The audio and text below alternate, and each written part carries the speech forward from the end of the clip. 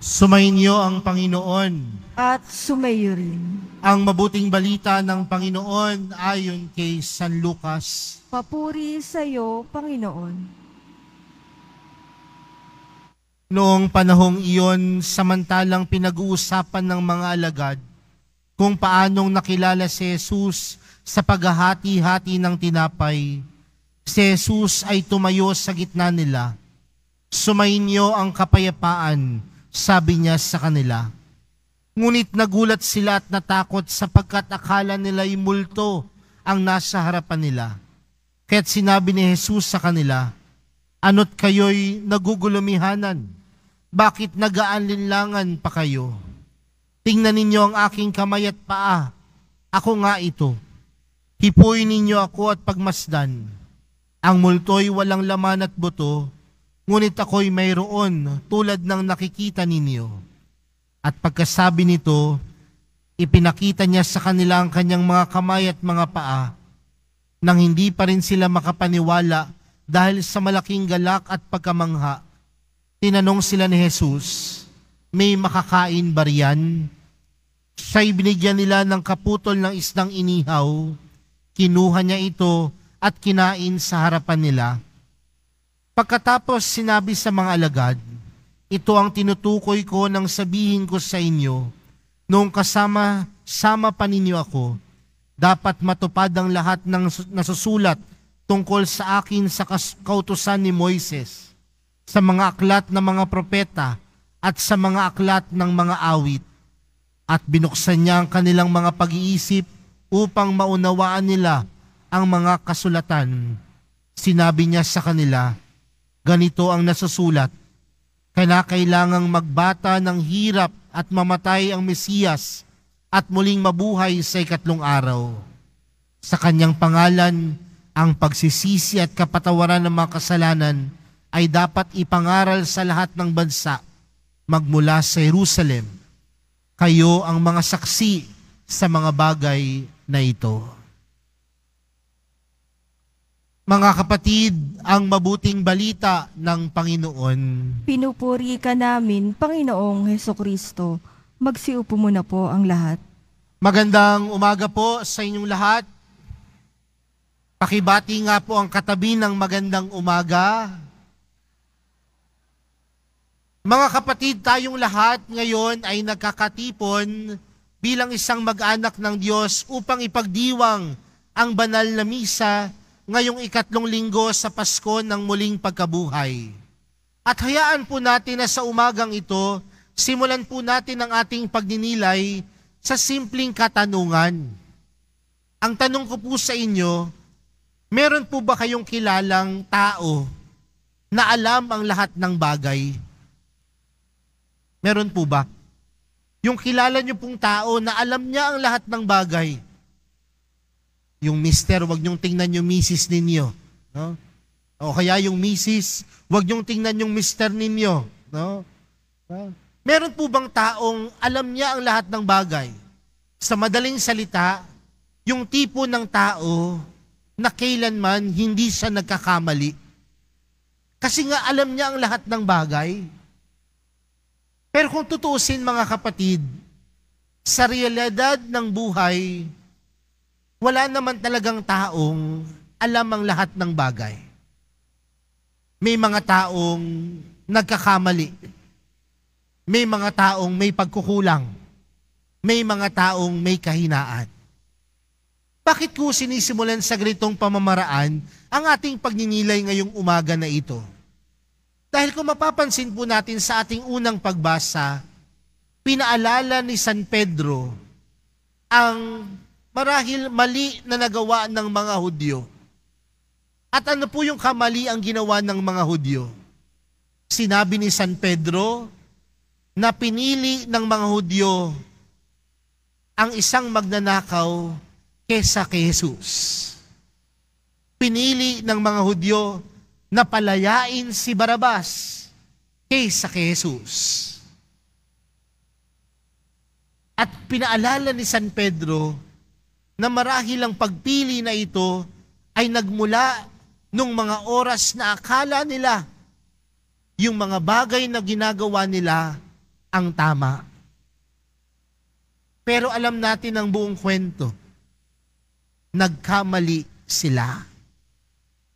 Bukod na si Jesus ang palayain, si Jesus ang pininilang makulong, magpakasakit, at mamatay sa krus.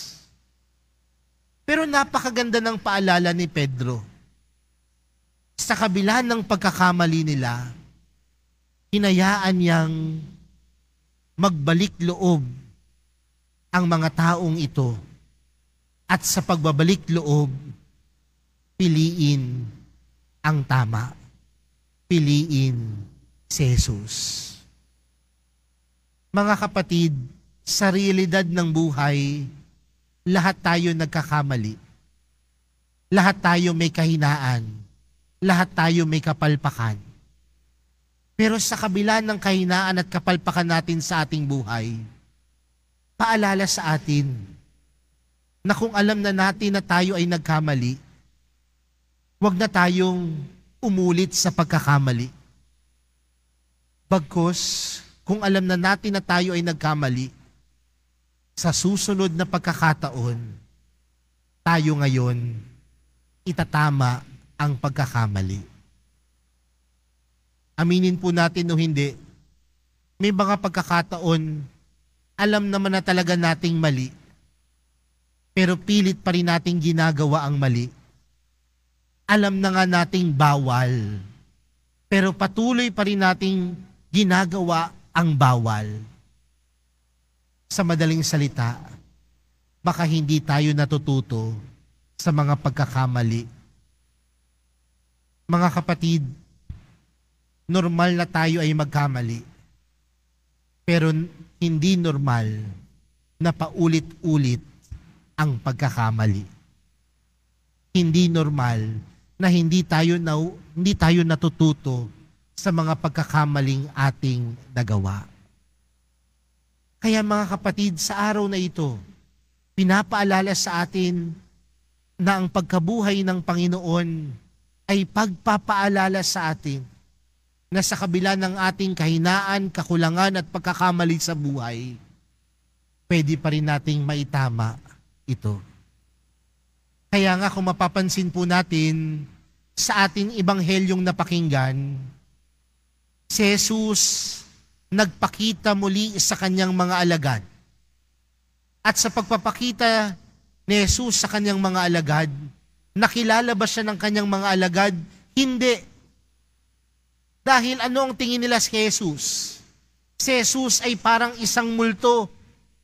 Kaya nga ang tanong sa kanila ng Panginoon, ano't kayo't nagugulumihanan? Bakit kayo nag-aalinlangan? Dahil ang akala nila sa Panginoon, multo. Pero anong klaseng multo? Marahil ipinapaalala sa kanila ang multo ng nakaraan. Ang ginawa ng mga alagad kay Jesus. Ano ba ang ginawa ng mga alagad kay Jesus?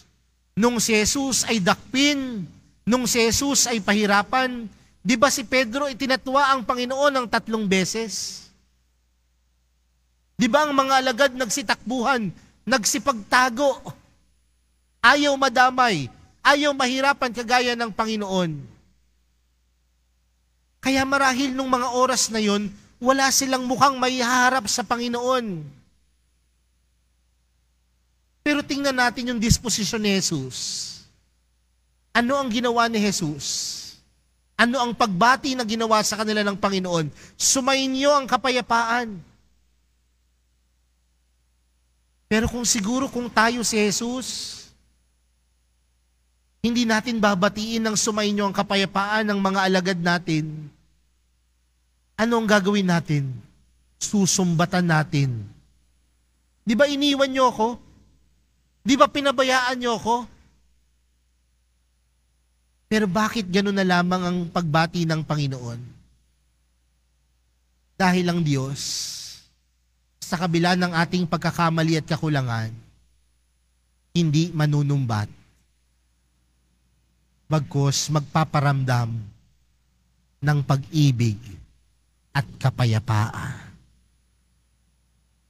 Ulitin ko ha, ang Diyos, si Jesus, hindi manunumbat kahit ilang beses tayong magkamali, bagkus ang mamumutawi sa Kanya, pag-ibig at kapayapaan.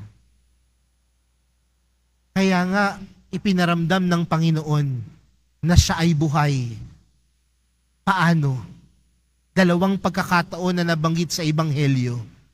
Una, ipinakita niya ang kanyang kamay at mga paa at ipinahawakan sa kanyang mga alagad. At ano ang panawagan sa atin dito, mga kapatid? Na ang pagkabuhay ng Panginoon ay pagpapaalala sa atin na siya ay nakikiisa sa atin. At kung siya ay nakikiisa sa atin, ang Pasko ng muling pagkabuhay ay hindi lamang isang selebrasyon, hindi lamang isang proklamasyon, kundi ang Pasko ng pagkabuhay ay isang aksyon na dapat nating isinasabuhay sa ating mga pansariling buhay. Ang pagpapakita ng kamay ay pagpapaalala sa atin na tayo nawa ay maging kamay ni Jesus sa mga taong nangangailangan.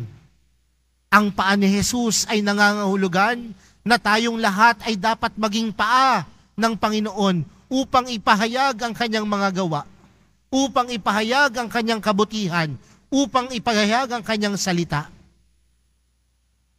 Maging kamay, maging paa ng Panginoon sa mga taong tunay na nangangailangan at nag-aalinlangan sa Kanya. Pangalawa, sinabi doon sa ating Ebanghelyo, ang tanong ng Panginoon, no? Ang sabi dito, no? May makakain ba riyan? Yan ang tanong ni Jesus. May makakain ba riyan? Ibig sabihin ng Panginoon, nagugutom. Pero kung tutusin, dahil siya ay Diyos, hindi naman talaga siya nagugutom.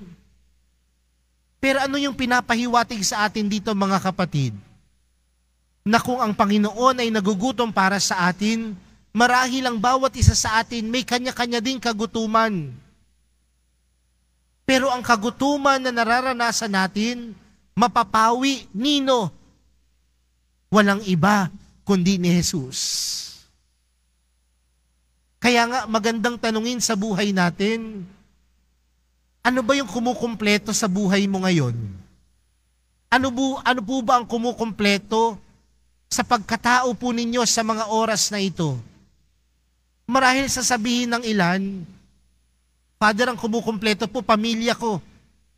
Father, ang kumukumpleto po, kapag nakapagtapos na po ako ng pag-aaral. Ang kumukumpleto po sa buhay ko, kapag may pera po ako. Pero pansinin natin, mga kapatid, makuha man natin ang lahat ng mga bagay na yan, kulang ang buhay kung wala ang mahal na pong Jesus Nazareno.